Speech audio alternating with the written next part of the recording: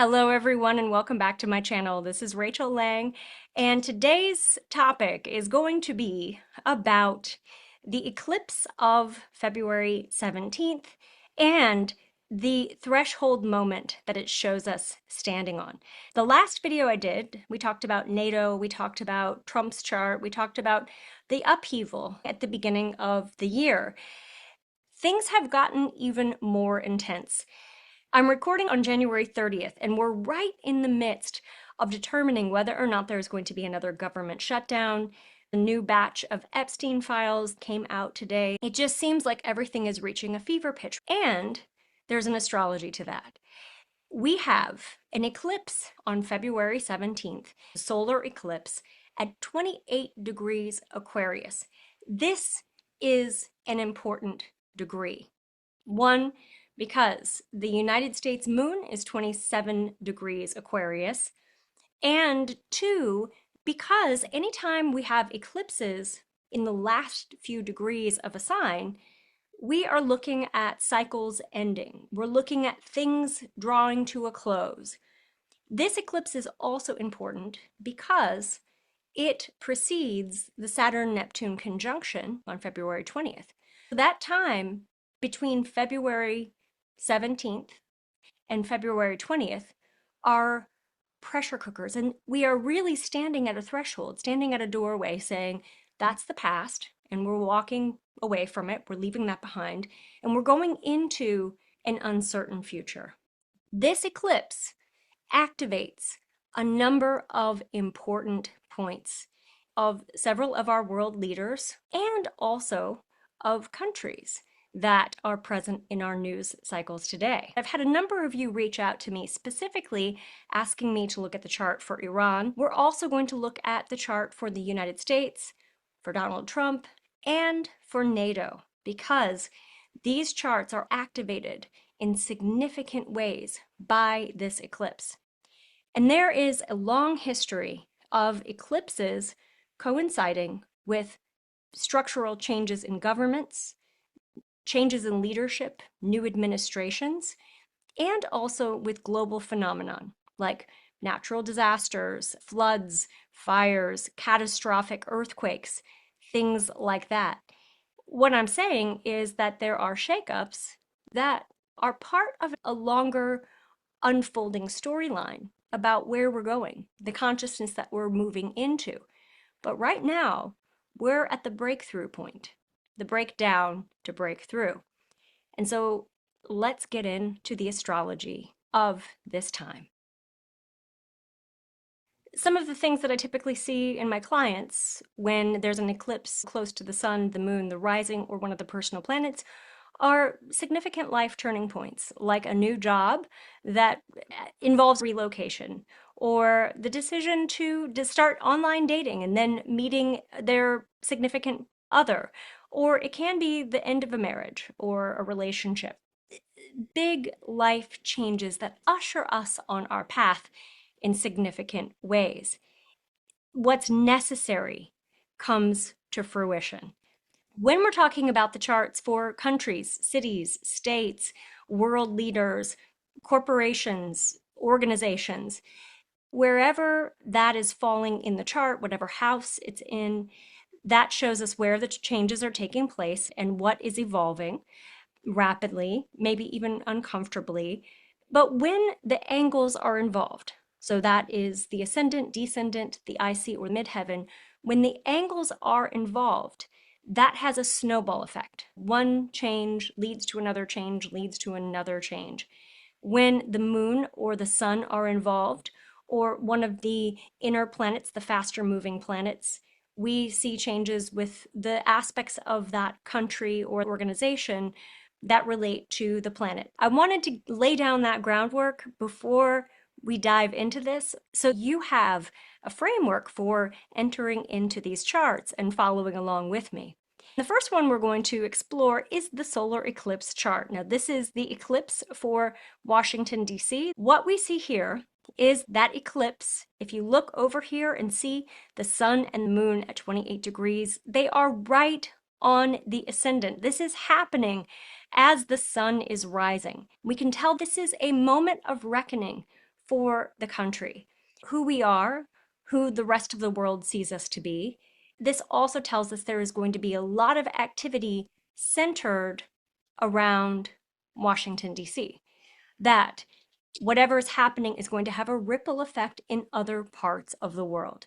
Every degree of the zodiac has an associated symbolism. These were symbols that came through channeled messages. And the symbolism for this is a butterfly emerging from a chrysalis. And the key themes that are associated with this are that we all have the ability to transform our consciousness, alter the patterns of our everyday lives, to rethink the relationships that we're in, and to make significant changes. We are entering into a new framework. We all think about the butterfly emerging from the chrysalis as the butterfly, how beautiful the butterfly is. But there's this whole process of transmutation that takes place where the caterpillar enters into the cocoon and dissolves.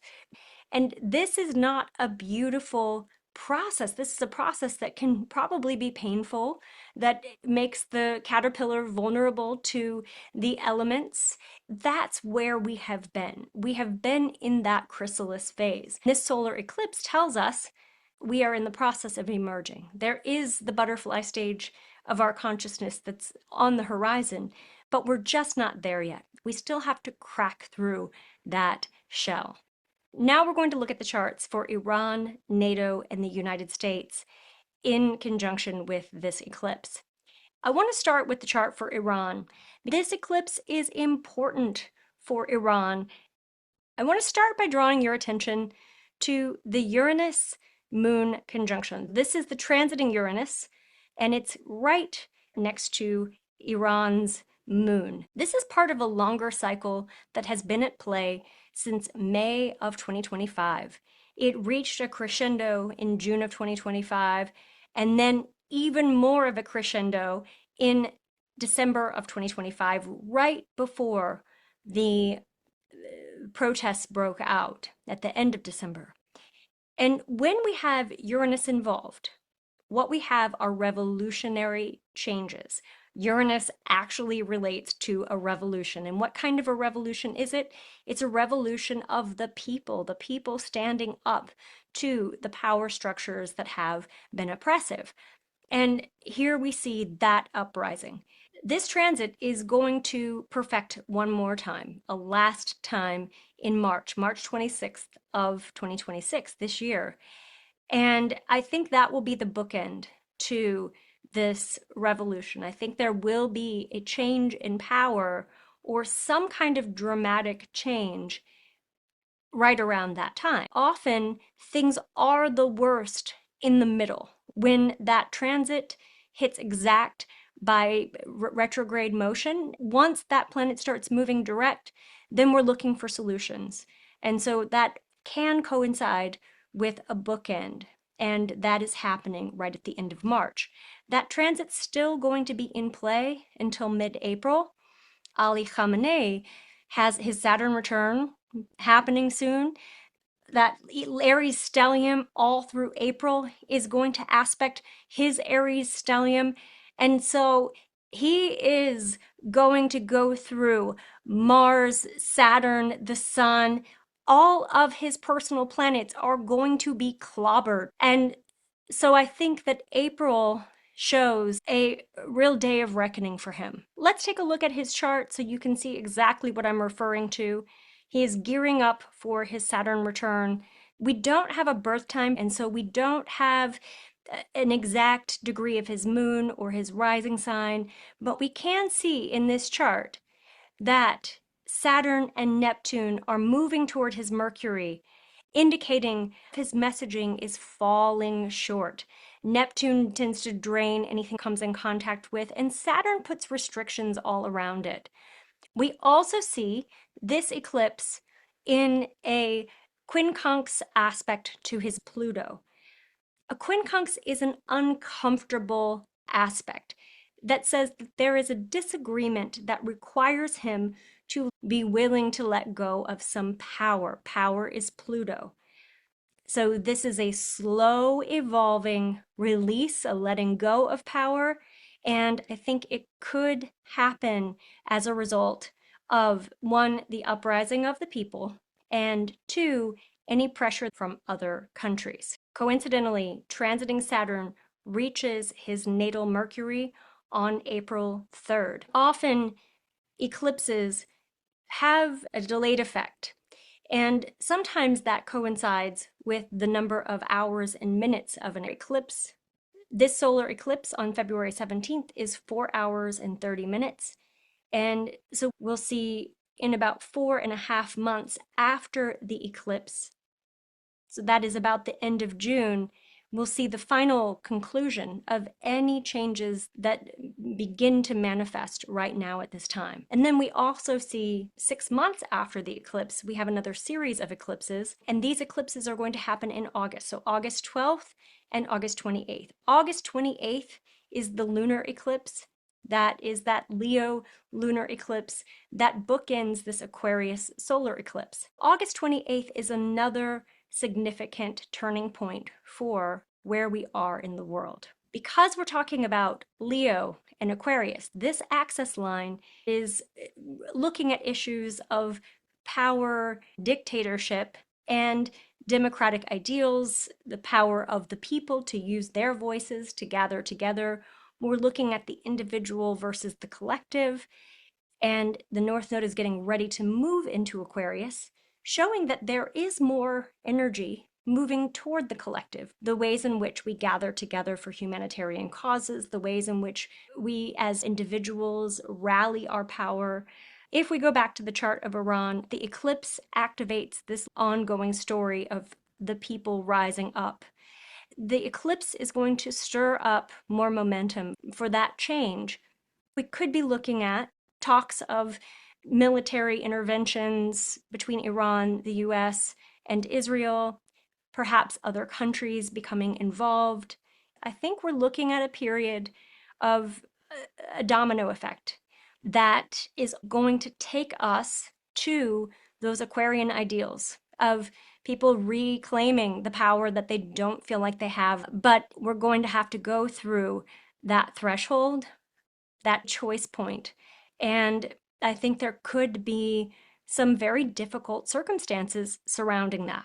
One thing I wanted to add for those of you who are astrology students interested in mundane astrology is that when we look at the chart for Iran, the moon is the governing body over Cancer. Cancer is the governing influence of the eighth house.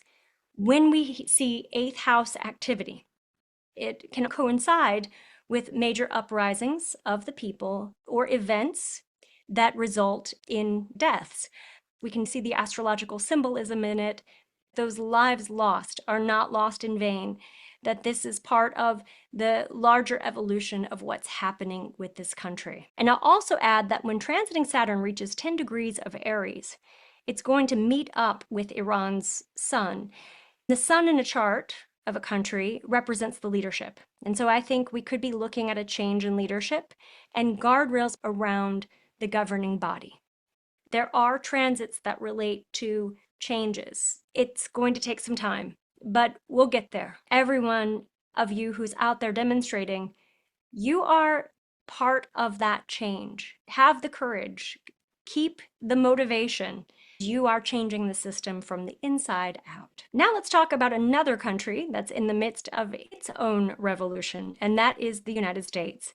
The United States has this eclipse happening within degrees of its moon. And so what does that mean? That means we are on the precipice of some kind of major change that's going to affect all of us. And the moon represents our food, our nurturance, the way that we care for one another, the way that we care for children. It represents women's issues and women's concerns. I think that this is also going to bring more evidence out from the Epstein files. I think we are going to see more of the insidious nature of trafficking rings and the ways that children are harmed in the process of that. But I think that this eclipse shows that we have to keep using our voices. The United States also has transiting Uranus in a square aspect with its moon. Here we really see the tension between what the American people want and outside sources that feel restrictive, whether that's the government, whether that's economic conditions. This eclipse sparks that sense that we can't keep going the way that we've been going and that we have to do something different. But those changes manifest really over the 6 months after the eclipse, because those August eclipses are happening along that Leo Aquarius axis line. Also, this eclipse happens just days before the Saturn-Neptune conjunction. And that Saturn-Neptune conjunction, if you map it out on a geodetic map, you see that it falls right in the middle of the country. Nashville, New Orleans, Chicago, that whole part of the country. I could see there being really important activities happening in those locations related to the changes in government, in leadership that we're going to see in the aftermath of the eclipse. If we work with the Sibley chart, which is one of the more common charts that astrologers work with, that Saturn-Neptune conjunction happens right at the bottom of the chart. And so we're looking at things like boundaries, borders, land, domestic issues. And you'll hear astrologers, including me, talk about the relationship between where we are at this moment in history and where we were at the start of the Civil War. And we can absolutely see those themes. There's this sense that there are ideological changes from state to state, from community to community, that are pulling us apart. And will we come back together?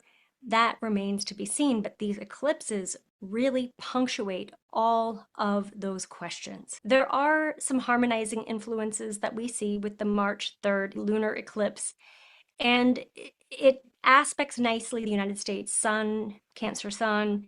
And so it shows that there can be some rebalancing. I'm optimistic that the time between February 17th and March 3rd, we will see resolutions for things that feel chaotic right now. But we've got to go through that threshold from one paradigm to another. We have to go through the discomfort of really facing what's not working for us, being willing to let go, and then coming up with a vision for what comes next. You're a part of that. I'm a part of that. I wanted to point out that NATO's Saturn is at 29 degrees Leo in opposition with the solar eclipse on February 17th. When we're talking about Saturn, we're talking about its structure, the rules, and the organizing principle of an entity. We're talking about who are we and what are the rules that we're following. This could be a time of restructuring or a time when countries might be looking at breaking away from NATO or rethinking the organization as a whole. We talked about the significance of this eclipse for Iran, for the United States. I wanted to show you how this relates to Trump's chart, because this eclipse shows that things are changing. And we see that eclipse is right on his descendant. Your descendant is your relationships, your partnerships in marriage. So it's his allies, but it's also our enemies. And this eclipse opposes his Mars. This eclipse also stands in a square aspect to Uranus. And so there's something out of the blue, unpredictable. This is a point of vulnerability for him. Both on that day, February 17th, the 2 weeks after, when we have that March 3rd eclipse, these are sensitive times for him. And we saw at other times when those points were activated that there were health issues, that there were assassination attempts. And so it's not outside of the scope of possibilities that we could be looking at something that takes him down or takes him out of play for a period of time. And again, with eclipses, we're looking at that 6-month window after, and there's usually a lead up before. Sometime between now and the end of August, I think something is going to happen that results in a change in the administration. And when we look at the chart for J.D. Vance, we see that eclipse on his descendant. And Uranus is activating his ascendant. And so we see changes represented for his chart as well. And there's a friendly trine from that eclipse to his Pluto. Pluto can represent power and influence. The symbolism is there for this to be a strong possibility where Trump is out of office and Vance is stepping up into power and facing his own set of enemies and allies and making changes himself. If we look at Netanyahu's chart, his Mars is activated by an opposition with that eclipse and a square with Uranus. So there's a lot of pressure on his Mars, which is conflict, which is fighting, which is the potential for being at war. And if we look at his progressed chart, which shows the larger evolution of his life and his soul, we see a 27-degree Aquarius ascendant, that eclipse being right there on that sensitive point opposite his Mars. It's hard to look at all of the symbolism and think there isn't going to be something between Israel, Iran, and the US. There is a movement of the people that is spurring us forward to change. And it's not just one country that's involved, it's a global shift, helping us get to that threshold moment where we are stepping forward into the unknown, into a future that hasn't yet been created. We have to be willing to let go of our ideas of what peace is, or who we thought our country's leaders were, or what we thought democracy was. Everything is getting ready to change. And it's an uncomfortable shift. When eclipses are involved, we move through the discomfort of change, pushing ourselves beyond our comfort zones, stepping into truth in a big way, that our lives change for the better. That's what we have to keep in mind when we're going over this threshold. The threshold isn't an easy one. It's that chrysalis stage of transformation, but we're almost on the other side of it. And by August, we're going to see the world in a very different way. I love your questions. Keep your questions coming. It was really helpful for some of you to post things that you wanted me to look at, and I tried to tie that into this conversation. So keep those coming, and I will continue to share with you these insights. Thank you all for being here, and I will see you next time.